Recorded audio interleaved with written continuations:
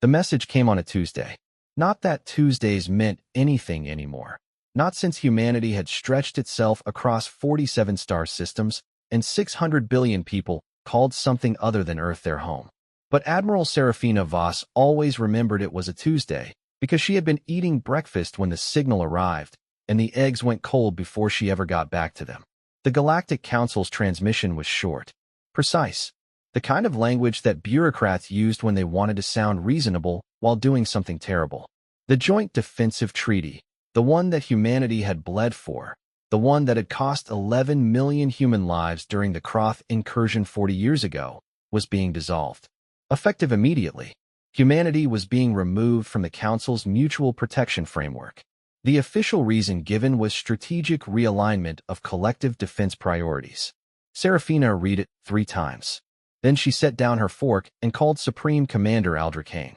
He had already read it. They didn't say much to each other. There wasn't much to say. Both of them understood what it meant. The Velhari Dominion had been pushing hard at humanity's outer colonies for 2 years. Without Council protection, without the right to call on allied fleets, those colonies were exposed. 43 million people living on worlds that suddenly had no shield except the human military, a military that, while formidable, had never been designed to stand alone against a Velhari full-scale assault. The betrayal hadn't come out of nowhere. Serafina had seen the signs. The Council had been drifting for years, pulled toward the Velhari sphere of influence by economics, by fear, by the simple political calculus that the Velhari were bigger and older and had more ships. The Council species, the Threnai, the Orokai, the Pelish Collective, the Sothrani Union, had decided that humanity was an inconvenience. A junior partner who asked too many questions, pushed too hard for rights, took up too much space at tables they hadn't been invited to originally. What hurt wasn't the politics. What hurt was that humans had died for those species.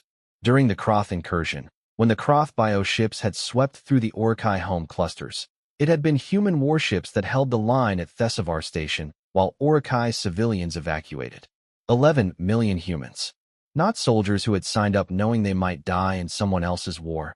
Civilians who had volunteered, who had put on uniforms because the Council asked for help, and humanity, characteristically, had said yes. The Orokai ambassador's name was on the dissolution document. Serafina had checked. His signature was the 3rd one from the left. She spent 20 minutes staring at it. Then she got to work. The Velhari moved faster than anyone expected. Within 6 days of the Council announcement, their fleets had already repositioned. They hadn't been waiting for the decision. They had known it was coming. The Council hadn't just abandoned humanity. They had coordinated the timing with the enemy. That detail came out later, from a Pelish trade clerk who leaked the communications records and then disappeared. But even before the leak, Serafina had suspected. The Velhari repositioning was too clean, too fast. It had been planned. The first strike hit Caldera Colony on day 9. A Velhari advanced squadron, 40 ships, dropped out of FDL at the edge of the system and began broadcasting a demand for unconditional surrender. The colony governor, a practical woman named Dara Solen, told them what they could do with their demand. She had 11,000 colonists and a planetary defense grid that had been rated for exactly this kind of regional threat. What she didn't have was backup. The Velhari weren't interested in negotiation. The defense grid lasted 4 hours before it was overwhelmed. Then the Velhari ships began moving toward the colony's main settlement, and Governor Solen sent a distress signal to every human frequency she could reach. And then she armed every civilian over the age of 16, and she walked to the front of the line herself. Serafina received the distress call 7 hours after it was sent. Light delay. By the time she knew Caldera was under attack, the battle was already over. The colony had fallen. The 11,000 colonists were prisoners, or dead, or scattered into the hills beyond the settlement, trying to survive. She sat with that information for a long time. Then she called together every admiral and general and fleet commander humanity had. The meeting was held aboard the UHSS Unyielding, the flagship of the first human expeditionary fleet, currently stationed at Anchor Point, humanity's largest military installation, a station the size of a small moon, built over 30 years in the dark space between star systems precisely because some part of humanity had always understood that this day might come. They filed into the war room one by one. Admirals and generals who had spent their careers operating within the framework of council alliances, who had built strategies around the assumption that humanity would never have to fight completely alone. Now they sat around a table that stretched the length of a city block and looked at maps showing 43 exposed colonies, a Velhari fleet twice the size of anything humanity had fielded, and exactly zero allied support. Supreme Commander Hain stood at the head of the table. He was 61 years old, gray-haired, with the kind of face that had been weathered by decades of decisions that cost lives. He had fought in the border campaigns. He had lost a son at Thesavar Station. He did not speak for almost a full minute after everyone was seated. When he did speak, he said something that no council diplomat would have approved of, something that no carefully worded treaty document would have allowed, something that the Velhari, watching their intelligence feeds, would have dismissed as the bluster of a species that didn't understand its own position. He said, "We are going to make them regret this. Every single one of them." Nobody laughed. Nobody cheered.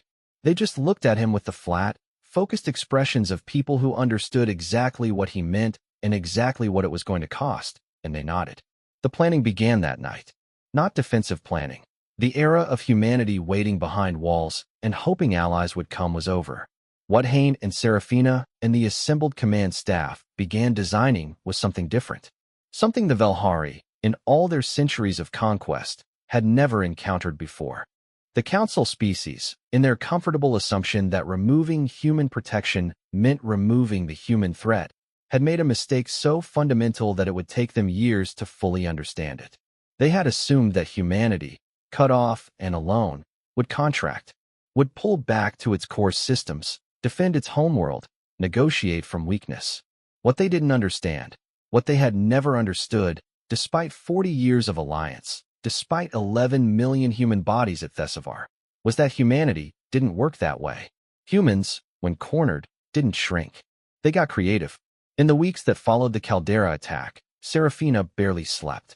She worked 18-hour days in the operations center of the Unyielding, building something that had no name yet, that didn't fit any of the standard military categories the Council had used to classify human capabilities. She pulled together engineers and weapons scientists and fleet tacticians and people from disciplines that had nothing to do with warfare, economists, psychologists, historians, a retired xenobiologist who had spent 30 years studying Velhari decision-making patterns.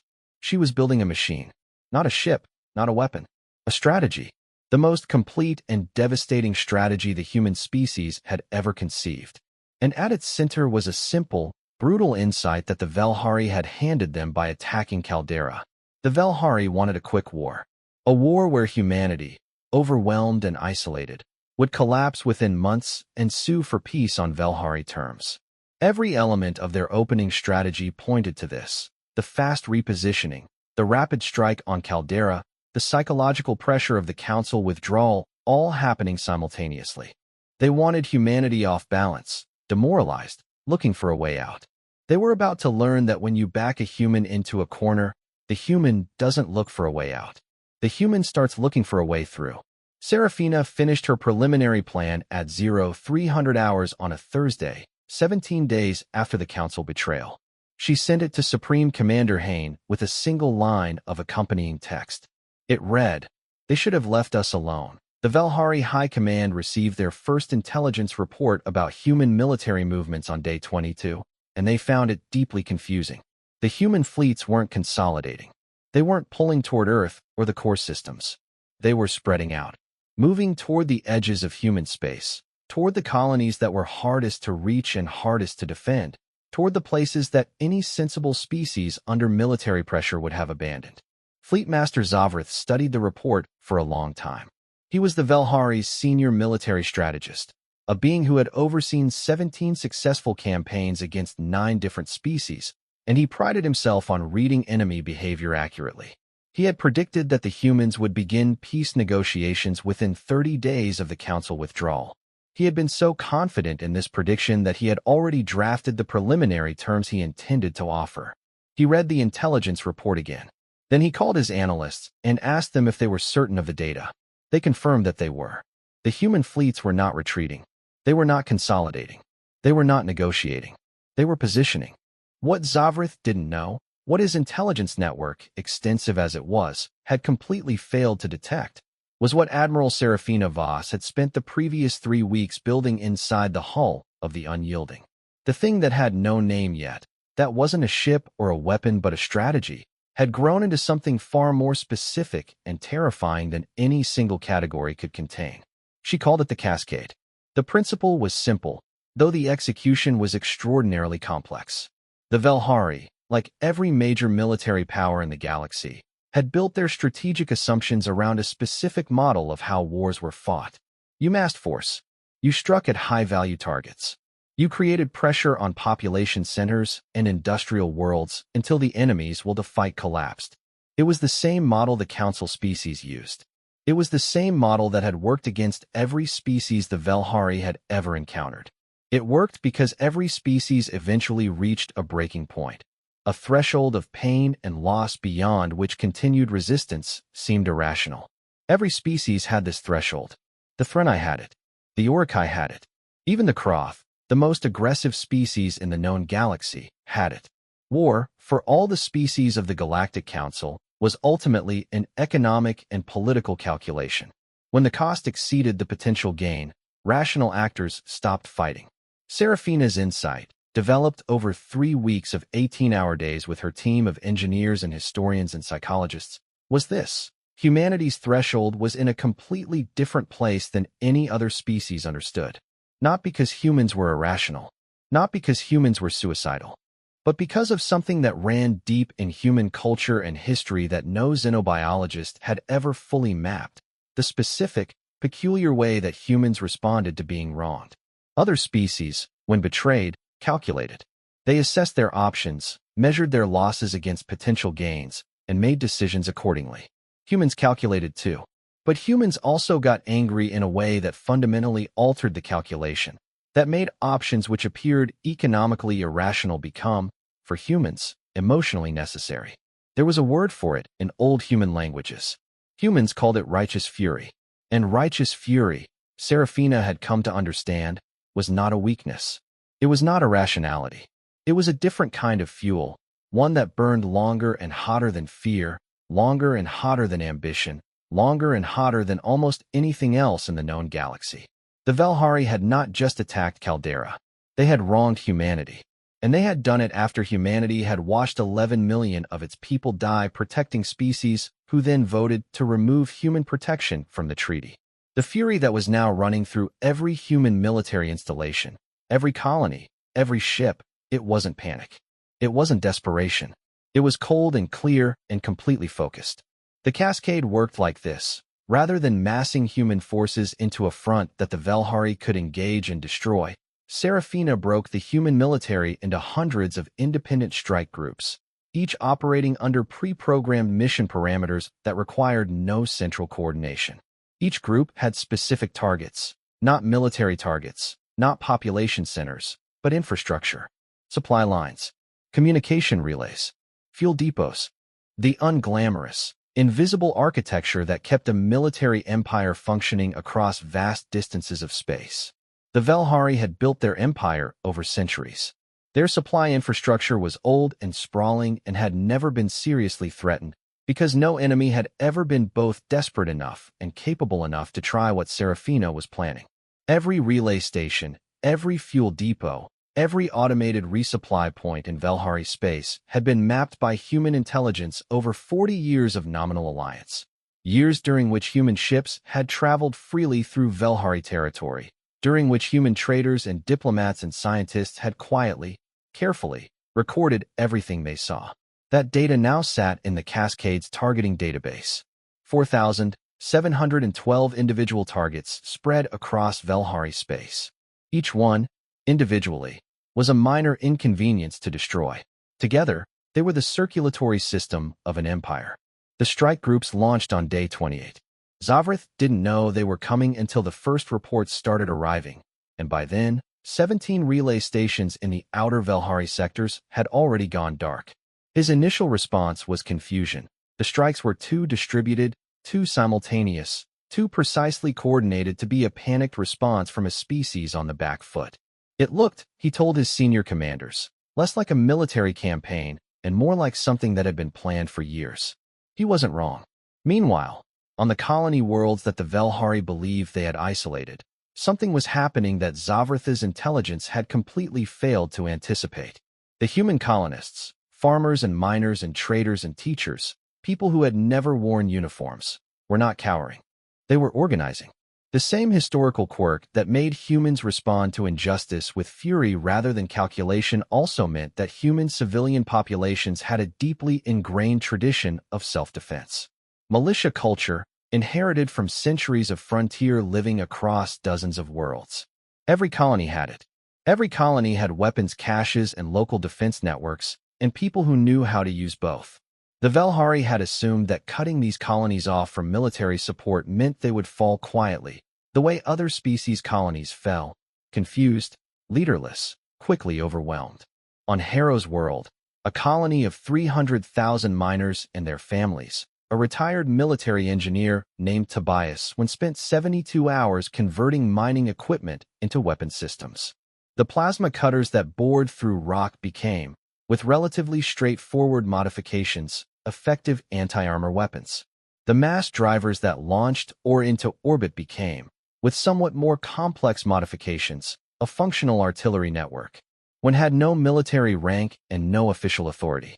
He also had the absolute loyalty of every person on Harrow's world, because those people understood, with crystal clarity, that no one was coming to save them, and that the only options were fight or surrender.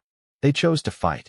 On Kella Station, an orbital habitat housing 800,000 people, a group of transport pilots flew their unarmed cargo ships directly at a Velhari blockade in formation so tight and fast that the Velhari commanders assumed they were looking at military craft and scrambled their fighters, only to find, when they engaged, that the transports were empty and remotely piloted, and that while their attention was focused on the decoy formation, 3 human warships that had been running dark on the far side of the station's mass shadow had reached optimal firing range. The Velhari lost 6 warships at Kella Station. The defending force had 3 ships and 800,000 civilians with no military training. This was, Zavrath was forced to admit to himself when the report reached him, not supposed to be possible. On day 35, a second wave of Cascade strike groups hit the Velhari interior. By now, 49 relay stations were dark. 6 fuel depots had been destroyed. 12 automated resupply points had been either captured or denied. The Velhari fleet operations in human space were beginning to feel the strain. Ships that expected resupply at Point X found nothing there, were forced to reroute, arrived at engagements with reduced fuel reserves and reduced weapons loads. Small problems, individually. Together, they were starting to compound. Zavrath called an emergency session of the Velhari High Command. He told them the campaign was not proceeding as projected. He told them the human response was unlike anything his models had predicted. He told them that he needed to revise his timeline estimates significantly. One of his commanders asked him how significantly. Zavrath stared at the holographic display showing the spreading darkness across his supply network, the hundreds of strike groups moving through Velhari space like a disease through a body, the reports from colony engagements that consistently defied his casualty projections. He said he wasn't yet sure. What he knew, what he had begun to understand with a cold feeling that he had never experienced in 17 campaigns, was that the humans weren't fighting like a species that expected to lose and was trying to negotiate better surrender terms. They were fighting like a species that had decided, collectively and completely, that losing was simply not an option they were willing to accept. And that, Zavrath was beginning to realize, changed everything. Back on the Unyielding, Serafina received the Cascade's first-month performance report and read through it with the same flat focus she brought to everything. The numbers were good. Better than good. The relay network degradation was ahead of schedule. Colony resistance was exceeding all projections. The Velhari were visibly off balance. She didn't celebrate. She didn't rest. She moved to the next phase of the plan, because the Cascade was only the first part of what she had built in those 3 weeks. It was the distraction. It was the pressure. It was the thing that would keep the Velhari looking in every direction at once while humanity prepared the part that would actually end the war. She looked at the star map on her display, at the single point marked in red at the center of Velhari space, the target that everything else was designed to make possible. the Velhari throne world. She had a plan for that too. The Galactic Council watched the war from a comfortable distance and told itself that things were proceeding according to plan. The Velhari ambassador assured the Council's joint session that human resistance would collapse within 60 days. The Threnai diplomatic corps circulated a memo suggesting that humanity, once defeated and reduced to a client state under Velhari administration, would actually be more stable and easier to manage as a galactic partner. The Orokai economic delegation was already drawing up proposals for how to divide human trade routes among the surviving council members. They watched the numbers from a distance and saw what they wanted to see. Human casualties. Colony worlds taken. Human fleets scattered and apparently unable to mass for a decisive engagement. To the council species, who measured war the way they measured commerce. In lines on a ledger, in territories gained and held. The picture looked like a slow but steady human defeat. They were looking at the wrong numbers. On day 41, the Velhari High Command received a classified intelligence assessment that was immediately sealed at the highest level and shared with fewer than 20 beings. The assessment had been compiled by Zavrith's best intelligence analysts over the previous 2 weeks, and its central finding was something none of them had wanted to write down because writing it down made it real. The cascade was not random. It was not the desperate, distributed flailing of a military that had lost central coordination. It was a precisely engineered attack on specific systems within the Velhari supply network, and when the analysts mapped the damage pattern against their own infrastructure charts, the shape that emerged was unmistakable.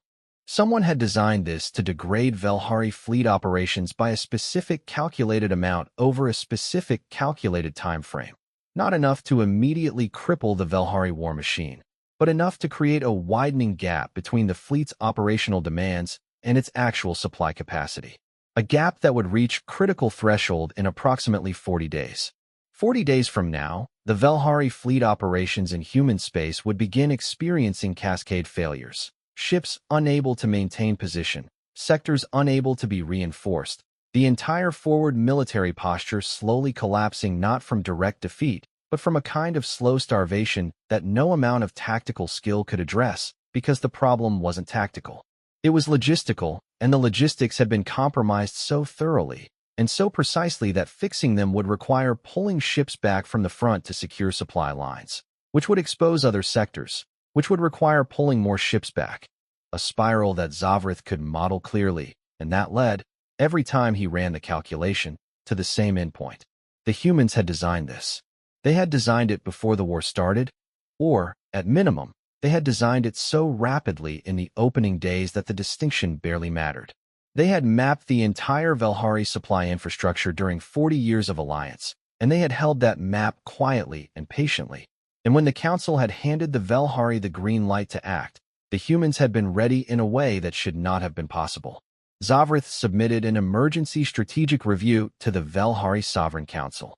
He recommended an immediate change in posture, a negotiated pause in hostilities while the supply network was repaired and reinforced. The Sovereign Council rejected his recommendation. They told him he was being too cautious.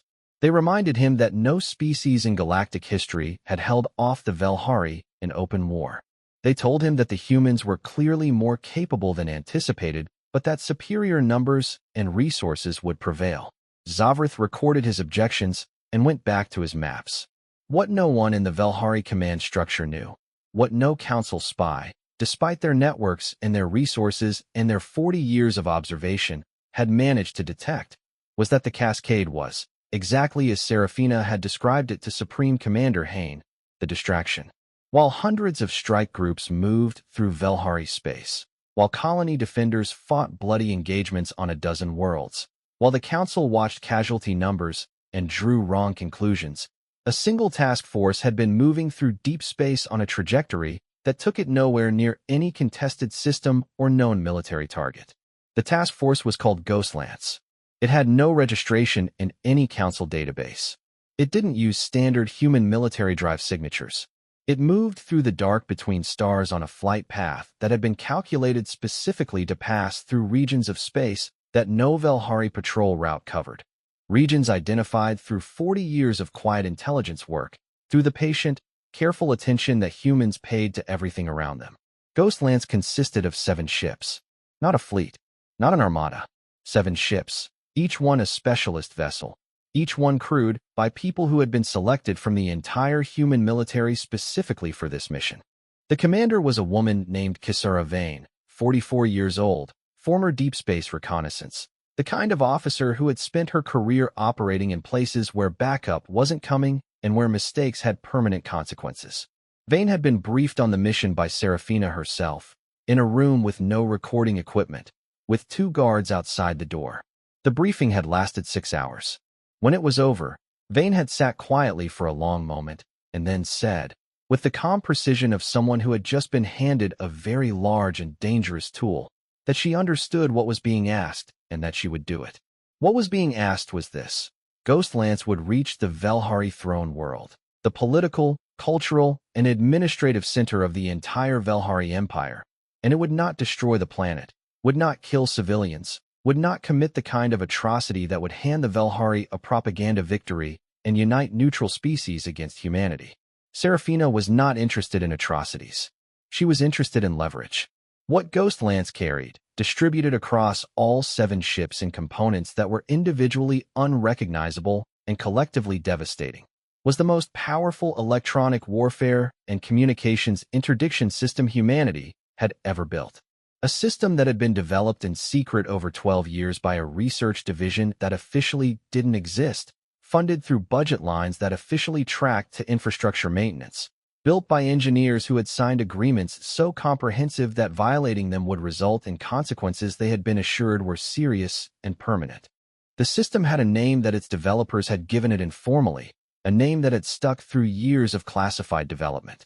They called it the Silence. The Silence, when deployed around the throne world, would do something that had never been done to any council or Velhari system before. It would completely and totally cut the throne world off from every form of communication. Not jam communications. Jamming could be overcome, given time and resources. Sever them. Every quantum entanglement relay, every tight beam transmitter, every subspace communicator, every emergency broadcast system. The Silence had been designed to address all of them. The throne world would become an island. Orders couldn't go out. Reports couldn't come in. The entire administrative apparatus of the Velhari Empire would be disconnected from its brain. And this was the part that Serafina had spent the most time on, the part that required the most precise timing. Ghostlands would broadcast a single message to every Velhari military commander in the field. Not a threat, not a demand. A statement of fact, delivered in clear Velhari and backed by the demonstrated reality that humanity had just neutralized the Empire's command center. The message would say, the throne world is surrounded. Your command structure no longer exists. You have one choice remaining. Decide wisely. On day 53, Ghostlands reached the throne world system. Vane ordered her ships to spread to deployment positions. They moved through the outer system on passive sensors, running cold, every non-essential system offline. The Velhari had perimeter defenses around the throne world, but they were designed for large fleet attacks, for the massed warships of a species trying to destroy the planet. 7 ships, silent and small, and moving on carefully plotted courses through the sensor shadows of the system's gas giants, didn't trigger any of the automated response protocols. It took 11 hours to reach deployment positions. Vane spent those hours in her command chair, running the deployment sequence in her head for the 100th time, checking and rechecking variables, listening to the quiet operations chatter of her crew, and measuring their steadiness. They were steady. She had chosen well. At 0417 hours by ship's clock, she gave the order. The Silence unfolded around the throne world like a closing fist. 7 ships, each one deploying its component array, the components linking and activating in a precise sequence that took 4 minutes and 20 seconds. The Velhari defense systems registered the activation as anomalous energy readings, strange, unprecedented, something the automated threat assessment protocols had never seen before and therefore could not classify as a threat in the moment it took to matter. Then the throne world went dark. Every outgoing communication died mid-transmission. Every incoming signal met silence. The quantum relay network that connected the throne world to the rest of the Empire registered the disconnection as a catastrophic system failure and began running diagnostic routines that would find nothing physically wrong and therefore continue running indefinitely. From the surface of the throne world, nothing had changed. The city was still lit. The people were still going about their lives. The Sovereign Council was still meeting in its chambers. But they were shouting into a void now. Every order they issued, every communication they sent, every emergency protocol they activated, it all ended at the system boundary, swallowed by the silence. Vane waited 30 minutes. Then she opened a broadcast channel on every military frequency the Velhari used and transmitted the message. Every Velhari fleet commander in human space received it simultaneously. Every garrison commander, every sector admiral, every field officer with access to a military communications system heard the same flat, precise human voice delivering the same words in flawless Velhari. On the unyielding, Serafina received Vane's confirmation signal and allowed herself exactly 5 seconds to close her eyes. Then she opened them and began preparing the negotiation terms. Because the next part, the part that came after the shock, was the most important part of all. The Velhari needed to be given a way out that they could accept. Not a humiliation, not a destruction, a door. Serafina had decided, long ago, that she wasn't interested in wiping the Velhari out. She was interested in making absolutely certain that what the Velhari and the Council had done to humanity could never be done again. For that, she needed them functional. She needed them frightened. And she needed them, for the first time in their history, to truly understand what kind of species they had chosen to betray. The Velhari commanders in the field had gone silent. Waiting. Calculating. Serafina knew what they were calculating, because she had modeled it extensively. They were asking themselves whether this was real, whether the throne world could actually be isolated, whether humanity was bluffing. They were not bluffing. The silence that answered their urgent transmissions to the throne world was the most convincing argument Serafina could have made. She gave them 12 hours to think about it. The 12 hours passed in complete silence from the Velhari side. Then, at hour 13, a transmission arrived on Ghost Lance's command frequency. It was not from a fleet commander. It was from Fleet Master Zavrith himself, who had apparently spent the 12 hours doing exactly what Serafina expected, running calculations, reviewing options, and arriving at the same endpoint every time. He requested terms. Serafina had the terms ready. She had written them herself, over 3 days, revising them 17 times until every word was exactly right. Not punitive terms, she had been very deliberate about this, had argued it at length with Supreme Commander Hain, who had initially wanted something far harsher. Punitive terms would collapse. Punitive terms would breed resentment and lead to another war in 50 years. Serafina wasn't interested in another war in 50 years. She was interested in a settlement that would last, and for a settlement to last, the defeated party had to be able to live with it. What she demanded was not territory, not reparations, not the dissolution of the Velhari military. She demanded 3 things. First, the immediate return and full accounting of every human prisoner taken since the start of hostilities. Every colonist from Caldera, every soldier captured in field engagements, every civilian caught in the wrong place at the wrong moment. A complete list, with locations, with conditions, with medical records where applicable. Any prisoner who could not be accounted for would constitute a treaty violation, and the consequences of treaty violations were specified in precise terms that Zavrith, reading them, understood were not empty. Second, a formal Velhari declaration, submitted to the Galactic Council and to every species in the known galaxy, acknowledging that the coordinated timing of the Council withdrawal and the Velhari military positioning had been deliberate. Acknowledgement that the attack on Caldera Colony had been planned in advance. Acknowledgement that the treaty dissolution had been arranged to create conditions for military action against a species that had no means of defense. This wasn't about humiliating the Velhari specifically. It was about making the Council complicit in what had happened, about putting on permanent record what the Threnai and the Orokai and the Pelish and the Sithrani had done. Serafina intended that document to exist for as long as any of those civilizations lasted. Third, a new treaty, not a mutual defense treaty. Humanity was finished with those. Something different. Something that had never existed in galactic politics before, because no species had ever been in a position to demand it. The treaty established a formal doctrine of human military independence, a recognized galactic legal principle that humanity maintained the absolute right to respond to threats without council authorization or oversight, and that any species that coordinated military action against human interests through direct force or through the manipulation of third-party political structures was explicitly accepting all consequences of that action without limitation. In simple terms, if you come for humanity, humanity comes back, and no treaty structure in the galaxy can tell humanity to stop. Zavrith read the terms. He requested one modification, a phrasing change in the second clause of the third term that Serafina considered cosmetic and approved. Then he signed. The Velhari commanders in the field received orders to stand down and return to Velhari space. They complied. Serafina watched the fleet movement data with the same flat, focused attention she had given everything over the past 53 days, and when the last Velhari ship had cleared human space, she allowed herself to sit back in her chair for the first time since the Council transmission had arrived on a Tuesday morning. The Galactic Council convened an emergency session 48 hours after the ceasefire. The session was, by all accounts, extraordinary.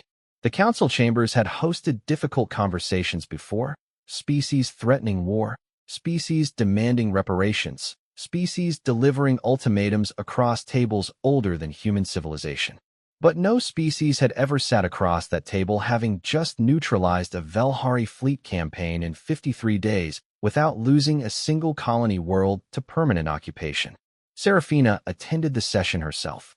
Not as a military officer. She arrived in civilian clothes, without rank insignia, without an escort of warships parked in the Council system as a show of force. She had considered the show of force and decided against it. The point she wanted to make was not military. The Velhari capitulation had made the military point already, with more clarity than any parked warship could add. She sat down at the table where, 6 weeks ago, signatures had been applied to the document that removed humanity from mutual protection. She looked at the Orokai ambassador, whose name was the third from the left.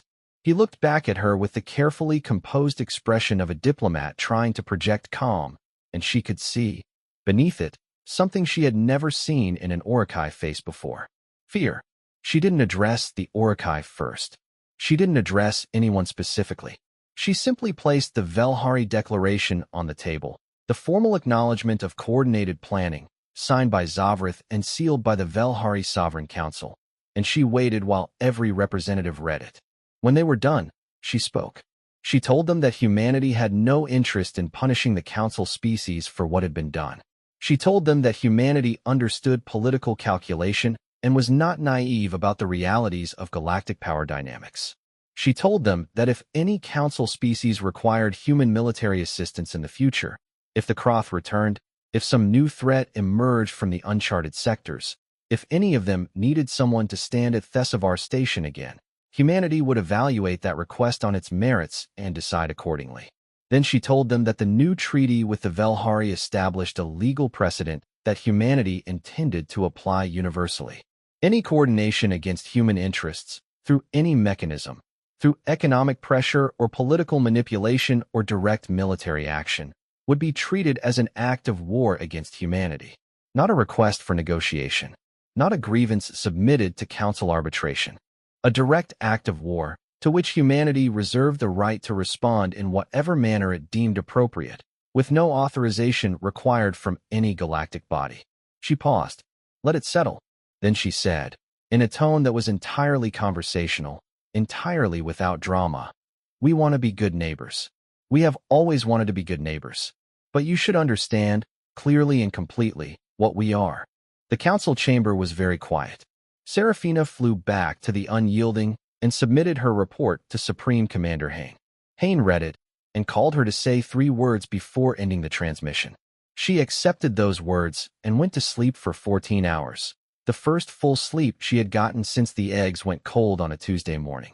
The aftermath unfolded over the following months in ways that historians would spend decades analyzing. The Velhari Declaration, distributed to every species in the known galaxy, produced political earthquakes in capitals and councils that Serafina had anticipated but not fully predicted. 3 minor species who had been under quiet Velhari economic pressure for years used the declaration as grounds to renegotiate those arrangements. citing the Velhari's established pattern of coordinating political and military pressure. The Pelish Collective, whose ambassador's signature appeared third from the right on the council dissolution document, experienced a domestic political crisis that brought down its governing coalition and installed a new administration explicitly committed to improved human relations. The Orokai ambassador resigned. Serafina noted this without satisfaction. Satisfaction wasn't the point. On Harrow's world, Tobias, when was asked by his colony governor whether he wanted any kind of formal recognition for what he had done during the occupation attempt, he said no, thank you, and went back to mining.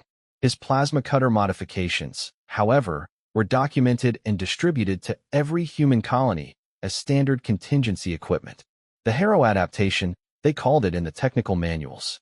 When found this mildly embarrassing, the 11,000 colonists of Caldera came home in 3 separate transports over the course of 2 weeks. The first prisoners returned under the ceasefire terms. Governor Darasolan, who had survived and kept most of her colony alive through a combination of fierce resistance and brutal pragmatism, was the last one off the final transport. She stepped onto the receiving platform at Anchor Point and stood very still for a moment, looking at the people around her, military personnel, relief workers, journalists, families. Then she walked to the nearest food service terminal and ordered a hot meal. When a journalist tried to ask her for a statement, she told him she'd give him one as soon as she'd eaten, and she sat down and ate with the focused attention of someone making up for a significant deficit. The journalist, to his credit, waited. Her statement, when she gave it, was 4 sentences long. She said that the people of Caldera Colony had never considered surrender a real option. She said that this was not bravery, it was simply a matter of who they were. She said that she hoped the Velhari and the council had learned something useful. She said that the meal was very good. Serafina read the statement on the unyielding and thought it was exactly right. In the months that followed, humanity rebuilt. The colonies that had been struck or threatened were repaired and reinforced. The military, which had performed beyond every projection during the 53-day campaign, was restructured along the lines that the Cascade had proven effective, more distributed, more independent, more capable of operating without central coordination. The Ghost Lance technology was developed further, quietly, and 3 additional silence systems were built and deployed to undisclosed locations. The Galactic Council continued to exist, and humanity maintained its seat at the council table. Serafina had been asked, by several people including Supreme Commander Hain, whether humanity should simply leave the council entirely, whether the institution was salvageable, whether continued participation was worth the complexity. She had thought about it carefully and concluded that leaving was the wrong move. Not because she trusted the council, not because she expected the council to behave better, but because the table itself had value and humans belonged at it, and walking away from it would be a form of surrender to the idea that humanity didn't belong there. Humanity belonged everywhere it chose to be. That was the whole point. But the humans who sat at that table would sit differently now. They would speak differently. They would listen to the careful, diplomatic language of species who had chosen expedience over loyalty, and they would hear it clearly for what it was, and they would respond accordingly. Trust, once broken the way the council had broken it, didn't come back. Not fully. Not for humans. Humans forgave. They were, in their own strange way, extraordinarily capable of forgiveness, but they remembered, and they planned, and they built silences in undisclosed locations and designed cascades in rooms with no recording equipment, and they kept the plans updated and ready, because they had learned, at the cost of 11 million lives at Thesavar and 43 exposed colonies and a Tuesday morning with cold eggs, that the universe did not reward the generous with safety. It rewarded the prepared. The last entry in Admiral Serafina Voss's official campaign log for the 53-day war was written on the day the final Velhari prisoner return was confirmed. It was not a strategic assessment. It was not a policy recommendation. It was 3 sentences, written in a private shorthand that she had used since her academy days. She wrote, "Asterisk, they thought cutting us off would make us small. They were wrong. We were never small. They just hadn't looked closely enough." Asterisk, she closed the log. She looked at the star map on her display, at the 47 human star systems and the 600 billion people living in them, at the vast dark between stars where Ghost Lance had traveled and returned, at the single point in Velhari's space that had once been marked in red and was now marked in something quieter but no less significant. Then she picked up her fork and finished her breakfast.